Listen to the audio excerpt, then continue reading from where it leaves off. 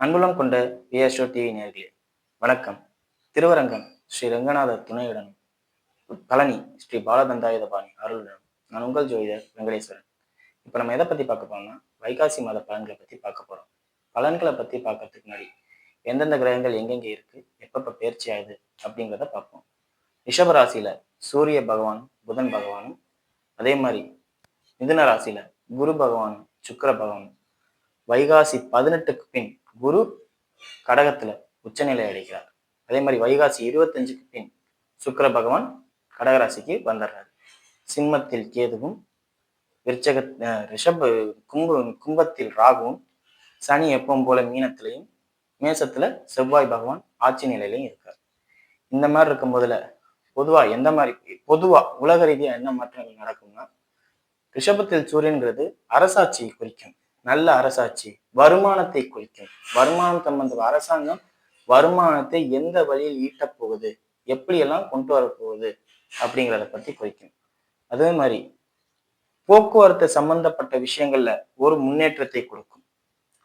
ஏன்னா 4ஆம் இடத்துல குரு உச்சமாக போறார். அப்ப வாகனங்கள் துறையிலையோ போக்குவரத்து சம்பந்தப்பட்ட அமைப்புகளையோ ஏதாவது மாற்றம் நடக்கும். நம்ம கூட தெரியும், நம்ம சிஎம் கூட ஒரு ஸ்கீம் கொடுத்திருக்காரு, அனைத்து மகளிருக்கும் போக்குவரத்து இலவசம். ஸோ அதை கூட இந்த காலகட்டத்துல குரு பயிற்சி ஆனதுக்கு அப்புறம் நிறைவேற்றலாம் அப்படிங்கிறத கூட சொல்லலாம்.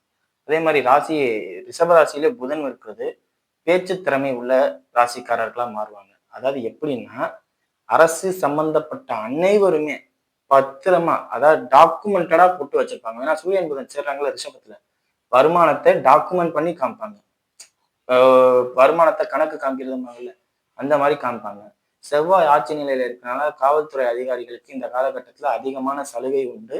காவல்துறை அதிகாரிகள் எல்லாத்துலயும் மேம்பட்ட வாழ்க்கைக்கு போவாங்க. உயர் அதிகாரிகள் ப்ரொமோஷன் கிடைக்கிற மாதிரி உள்ள அமைப்பு, நிறைய மாற்றம், போலீஸ்னாவே ஒரு மரியாதை அப்படிங்கிற ஒரு அளவுக்கு கொண்டு வரும். இது நாட்டு ரீதியா நடக்கும் அப்படிங்கிறத சொல்லலாம். சரிங்களா? இப்ப வாங்க 12 ராசிகளுக்கும் எப்படி இருக்கும் அப்படிங்கிறத பார்ப்போம். சிம்ம ராசி அன்பர்களே, ராசியிலே கேது பகவானின் சஞ்சாரம், ராசியாதிபதி ராசிக்கு 10ஆம் இடத்துல போறாரு அப்படிங்கிறத ஞாபகத்துல வச்சுக்கணும். இது தொழில்ல ஒரு சில ஏமாற்றங்களை குறிக்கும் அப்படிங்கிறத சொல்லலாம். இன்னும் சொல்லப்போனா நல்ல லெவல் அப்ல வந்திருப்பீங்க, பயங்கர பீக்ல எந்திரிச்சிருப்பீங்க. எந்திரிச்சு நிற்கும் போதுல இதுல முதலீடு பண்ணா வருமானம் கிடைக்கும் அப்படின்னு சொல்லுவாங்கல்ல, அந்த வருமானத்தை நீங்க நம்புவீங்க. இன்னும் சொல்ல போனா அந்த வருமானத்தை நம்பியே எல்லாமே பாதிப்பா வரும் அப்படிங்கிறத சொல்லலாம். இதயம் சம்பந்தப்பட்ட அமைப்புல பாதிப்பு இருக்கிறவங்க, முதுகு தண்டுவடத்துல பாதிப்பு இருக்கிறவங்க கொஞ்சம் கவனமா இருங்க. காரணம் என்ன, இதனால மருத்துவ செலவு ஏற்படுவதற்கான வாய்ப்புகள் அதிகம். 10ல சூரியன் வரும்போதுல அயராத உழைப்பாளிகள்னு சொல்லுவாங்க. அயராத உழைப்பாளிகள்னா ரெஸ்ட் எடுக்காம வேலை செய்யறவங்க அப்படின்னு அர்த்தம். ரெஸ்ட் எடுக்காம வேலை செஞ்சாவே ஆட்டோமேட்டிக்காவே உடம்பு டயர்ட் ஆகும், தூக்கம் கெட்டு போகும். தூக்கம் கெட்டு போனாவே எல்லா வியாதிகளும் வந்துடும். ஸோ முடிஞ்ச அளவுக்கு ரெஸ்ட் எடுங்க. கண்டிப்பா இந்த வைகாசி ஒரு 10 தேதிக்கு மேல 12 தேதிக்கு மேல ரெஸ்ட் எடுக்கிற சூழ்நிலை வரும். அதாவது ரன்னிங் நல்லா இருக்கும், இன்வெஸ்ட்மெண்ட் இல்லையேன்னு ஃபீல் பண்ணுவீங்க. இன்வெஸ்ட்மெண்ட் இல்லைங்கிறதுக்காண்டி கடன் வாங்கி பண்ணணும்னு அவசியம் இல்லை. சரி, இப்ப கொஞ்சம் நம்ம ரெஸ்ட் மாதிரி எடுப்போம் அப்படிங்கிறத எடுத்தீங்கன்னா சிறப்பா இருக்கும் அப்படிங்கிறத சொல்லலாம். தந்தைக்கும் உங்களுக்கும் இடையே உண்டான வாக்குவாதங்கள்லாம் குறையும், சந்தை சச்சரவுகள்லாம் குறையும். இன்னும் சொல்ல போனா 9ஆம் அதிபதி 9ஆம் இடத்துல ஆட்சி பலத்துல இருக்காரு. ஸோ இந்த அமைப்பு முழுக்க முழுக்க சாதகமான பலனை தரும் அப்படிங்கிறத சொல்லலாம். நீங்க தொழில் செய்யறவரா இருந்தாலும் சரி, வேலை செய்யறவரா இருந்தாலும் சரி, இல்லாட்டி ஏதாவது எக்ஸாம்க்கு ப்ரிப்பேர் பண்றவரா இருந்தாலும் சரி, இந்த நேரத்துல அப்பா அம்மா ஃபுல் சப்போர்ட்டா உங்களுக்கு இருப்பாங்க, அப்பாவோட அம்மா இருப்பாங்க அப்படிங்கிறத சொல்லலாம். ஏன்னா 4ஆம் அதிபதி 6ஆம் இடத்துல ஆட்சி பலத்துல இருக்கும் போதுல அவங்கதான் இந்த நேரத்துல ஓவர் கான்பிடன்ஸ் உங்களுக்கு கொடுப்பாங்க அப்படிங்கிறத சொல்லலாம். 10க்கு 12ஆம் இடத்துல குரு பகவான், குரு பயிற்சியை பத்தி நம்ம ஏற்கனவே பேசியிருக்கோம். 4ஆம் இடத்தை தொடர்பு கொள்றதுனால தாய் வழி சொந்தங்களால் ஆதாயம், தாயால் ஆதாயம் அப்படிங்கிற ஒரு அமைப்பை கொடுக்குது. ஸோ நீங்க எதை பத்தியும் கவலைப்பட தேவையில்லை, நார்மலா இருந்தாலே செயல்பட்டு வெற்றி அடையலாம் அப்படிங்கிறத சொல்லலாம். நிறைய ஆன்மீக பணிகள்ல கலந்துக்கிற மாதிரி இருக்கும். ஏன்னா ராசியாதிபதி 4ஆம் இடத்தை தொடர்பு கொள்றதுல ஆன்மீக பயணம் பண்ற மாதிரி இருக்கும். 5ஆம் அதிபதி உச்சமாகிறார், 4ஆம் அதிபதி ஆட்சி ஆகிறார், 4ஆம் இடத்தை சூரியன் தொடர்பு கொள்றார். ஆன்மீக பயணம் நிறைய பண்ற மாதிரி இருக்கும். ஆன்மீகம் சம்பந்தப்பட்ட விஷயங்கள்ல போயிட்டு வர மாதிரி இருக்கும். ஸோ இதை பார்த்துக்கங்க. மற்றபடி எந்த ஒரு குறையும் இல்லை, எல்லாமே நல்லா இருக்கும். அதே மாதிரி 2ஆம் இடத்தை சனி தொடர்பு கொள்ற மாதிரியும் கடன் கொடுக்குற சூழ்நிலைக்கு நீங்க தள்ளப்படுவீங்க நிறைய பேருக்கு. அதை மட்டும் கொஞ்சம் கவனமா பார்த்துக்குங்க. கடன் கொடுத்தவர்கள் இந்த நேரத்துல நல்லா இருப்பாங்களா? ஐ மீன் நீங்க கடன் குடுக்குற மாரி உள்ள சூழ்நிலைகள்ல இருந்தீங்கன்னா, அந்த விஷயங்கள்லாம் பாதிக்கும் ஃபினான்ஷியலா. ஏன்னா பெரும்பணம் இழப்பீடு தான் 12ல குருங்கிறது.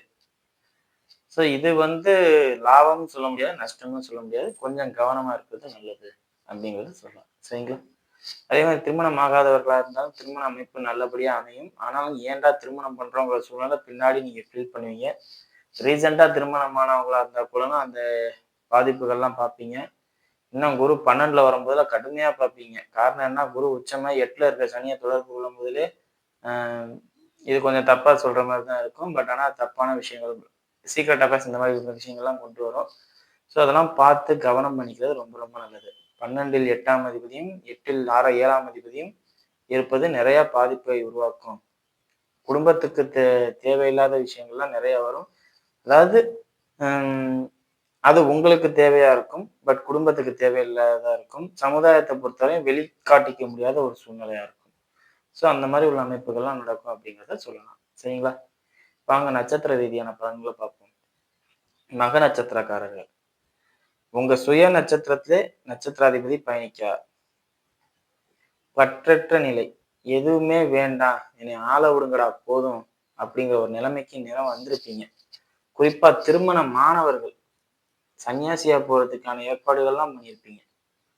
ஆணா இருந்தாலும் சரி, பெண்ணா இருந்தாலும் சரி, எனக்கு சாமி போதும், கோயில் போதும்.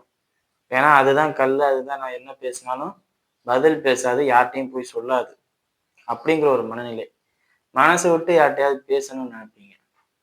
உங்க பிரச்சனைகள்ல, குறைகள சொல்லி அழுகணும்னு நினைப்பீங்க. காரணம் என்ன? இந்த கேது ராசியில் வர்றதும், 10ல் சூரியன் வருவதும் கர்மாவின் அடிப்படை.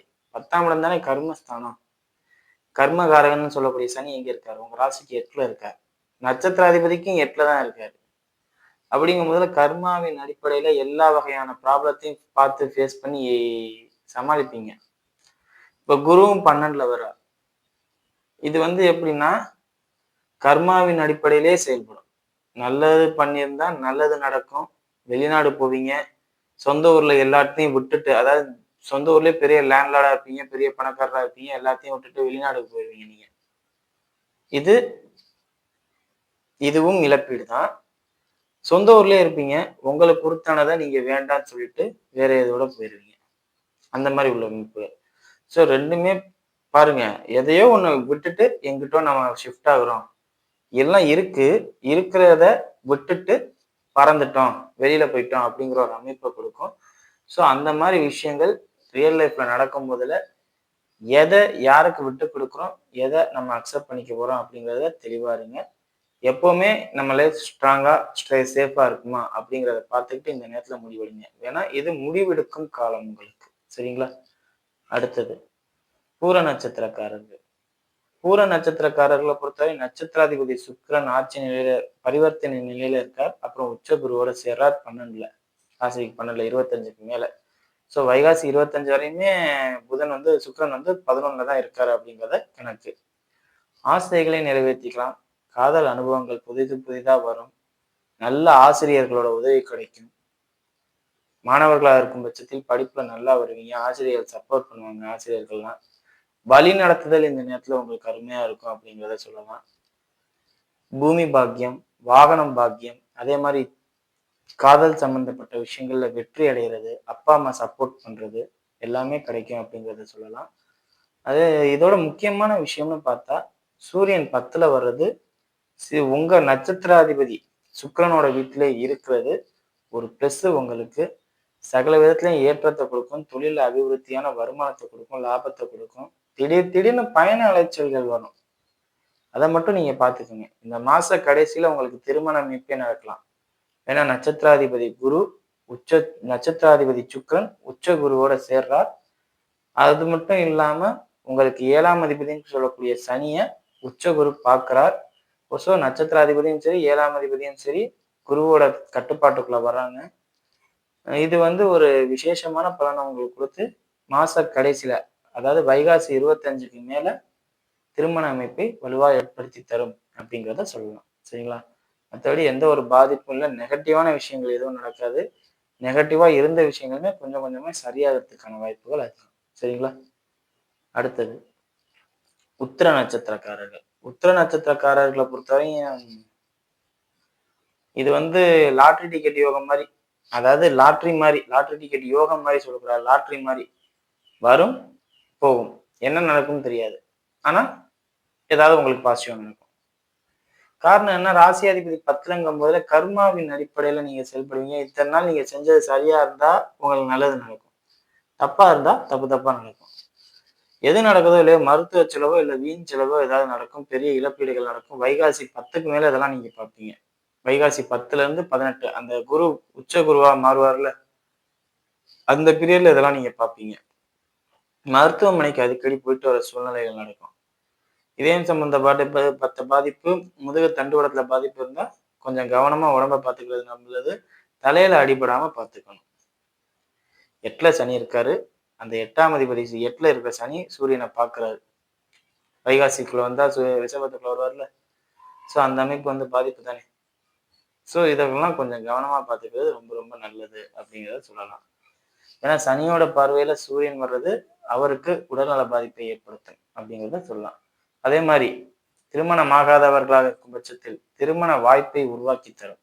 என்னன்னு சொல்ல போனா ஆணாக இருந்தால் இப்ப உத்திர நட்சத்திரம் ஆண் நீங்க வீடியோ பார்த்துட்டு இருக்கீங்கன்னா அந்த ஆப்போசிட்ல பெண்களோட வீட்டுல உங்களோட மேல பார்வை இருக்கும். ஏன்னா 7ஆம் அதிபதி பார்க்கிறாருல. பெண்ணாக இருந்தால் ஆண்கள் உங்களை பார்த்துக்கிட்டு இருக்காங்க. இந்த பையன் இந்த பொண்ணை நம்ம சூஸ் பண்ணலாம் அப்படிங்கிற மாதிரி பார்த்துக்கிட்டு இருக்காங்க அப்படிங்கிற அமைப்பை ஏற்படுத்தி தரும்.